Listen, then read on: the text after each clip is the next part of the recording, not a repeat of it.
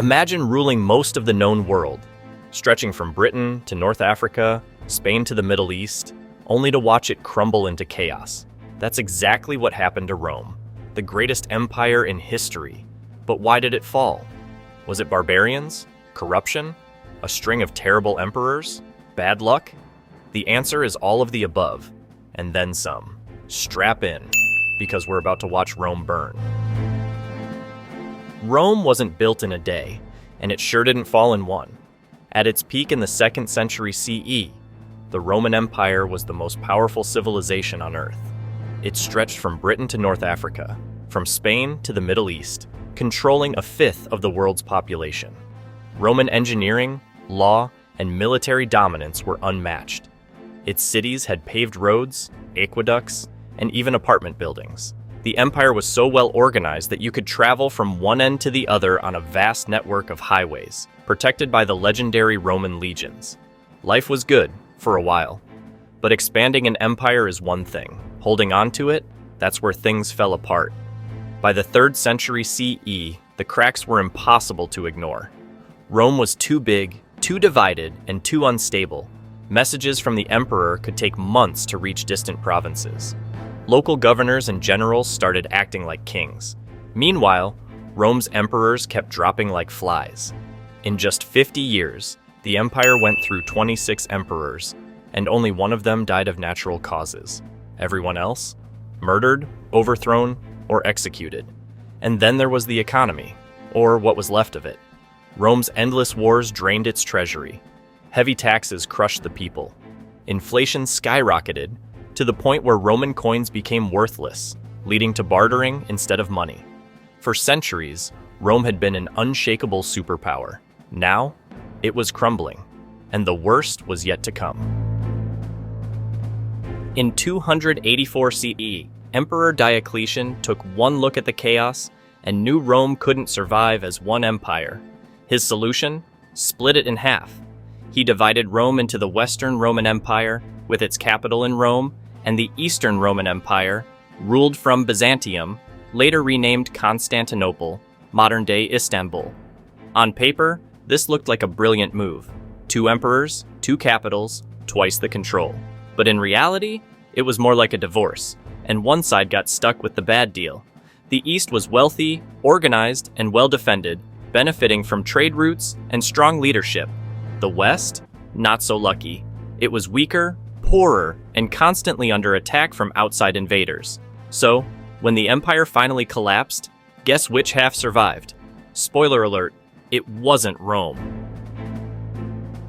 While Rome was busy fighting itself, outside forces saw a golden opportunity. Enter the barbarians, fierce warrior tribes that had long been pushed to the edges of the empire. Now, they were ready to push back.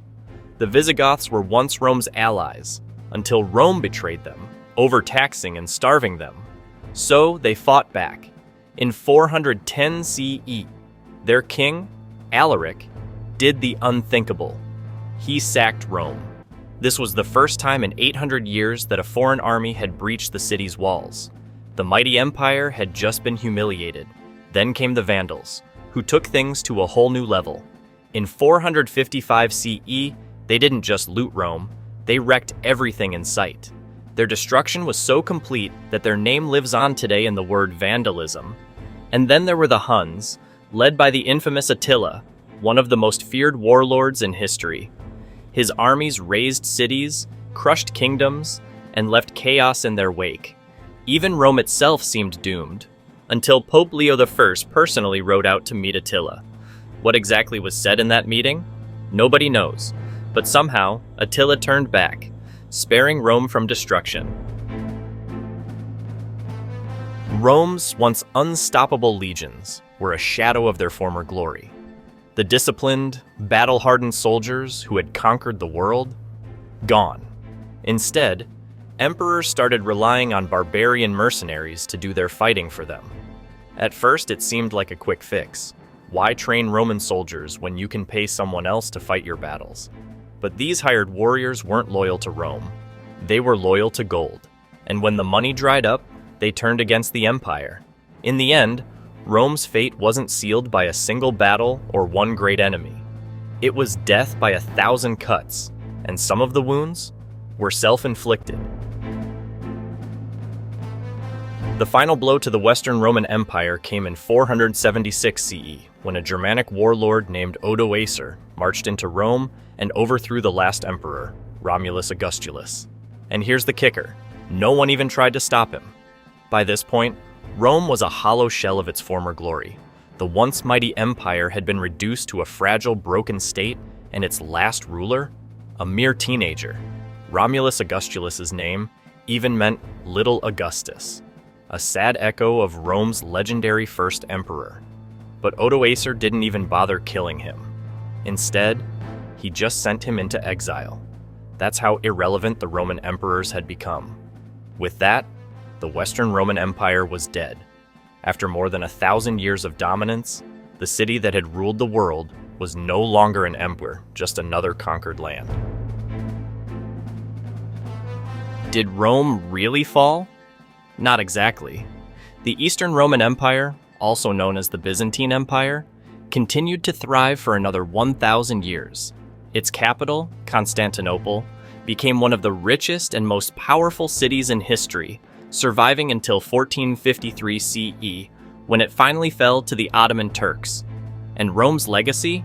It never faded. Roman law became the foundation of modern legal systems.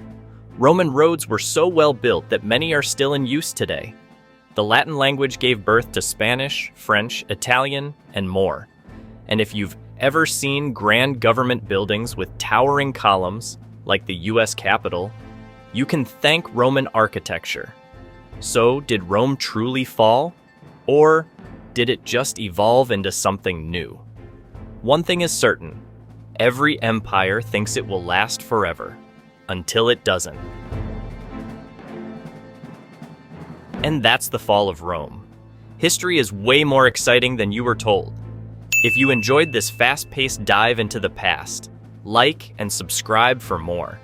And tell me in the comments, which historical event should I cover next?